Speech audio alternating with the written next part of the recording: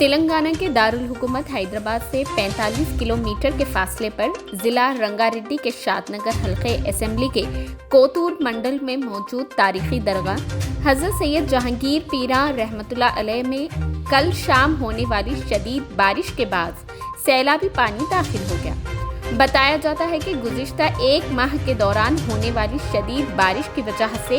کل تیسری مرتبہ اس طرح سیلابی پانی درگاہ کے اندرونی حصوں تک داخل ہو گیا۔ سیلابی پانی کے درگاہ میں داخل ہو جانے کے بعد درگاہ کا اندرونی حصہ جھیل میں تبدیل ہو گیا۔ اس اچانک بارش اور سیلابی پانی کے درگاہ میں داخل ہو جانے سے مختلف مقامات سے زیارت کے غرض سے آئے ہوئے زائرین اور درگاہ کے ذمہ داران، وقف بورڈ کا عملہ اور خادمین کو شدید مشکلات کا سامنا کرنا پڑا۔ خادمین درگاہ نے بعد ازاں اس سیلابی پانی کو درگاہ کے احاطے سے خارج کیا۔ یاد رہے کہ حیدرآباد کے علاوہ پڑوسی ریاستوں آندھرا پردیش اور کرناٹک کے علاوہ تلنگانہ کے مختلف مقامات سے روزانہ بڑی تعداد میں بلا لحاظ مذہب عقیدت مند درگاہ حضرت جہانگیر پیرا کی زیارت کے لیے پہنچتے ہیں۔ دوسری جانب چند سال قبل حکومت تلنگانہ نے ریاستی وقف بورڈ کے تحت موجود درگاہ حضرت سید جہانگیر پیرا رحمۃ اللہ علیہ کی 50 کروڑ روپے کے صرفے سے 50 ایکڑ اراضی پر ترقی اور زائرین کو مختلف سہولتوں کی فراہمی کا اعلان کیا تھا، جس کے بعد اس کے لیے عہدیداروں نے منصوبہ تیار کیا، لیکن تعمیراتی کاموں کا ہنوز آغاز نہیں کیا گیا اور یہ منصوبہ کاغذی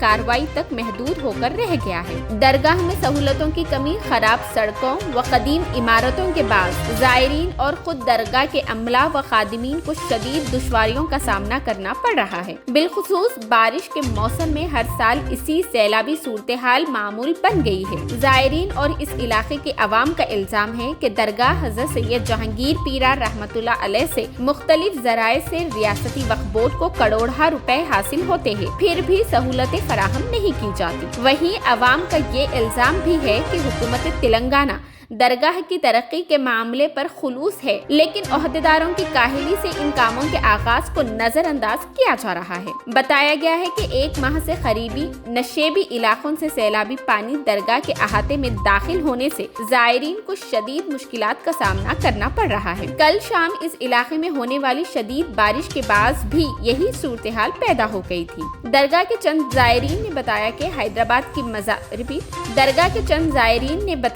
درگاہ حضرت سید جہانگیر پیرا میں حال ہی منعقدہ نیاز شریف کی تقریب میں ریاستی وزیر داخلہ جناب محمود علی، صدر نشین تلنگانہ اسٹیٹ وقف بورڈ جناب مسیح اللہ خان اور صدر نشین تلنگانہ مائنورٹی فائنانس کارپوریشن جناب محمد امتیاز نے شرکت کی اور درگاہ کی زیارت کے بعد وزیر داخلہ محمود علی نے یاد دہانی کرائی تھی کہ وزیر اعلیٰ KCR نے درگاہ حضرت سید جہانگیر پیرا کی ترقی و توسیع کے ساتھ ساتھ زائرین کے لیے مختلف سہولتوں کی فراہمی کے غرض سے 50 ایکڑ اراضی اور 50 کروڑ روپیوں کی منظوری دی ہے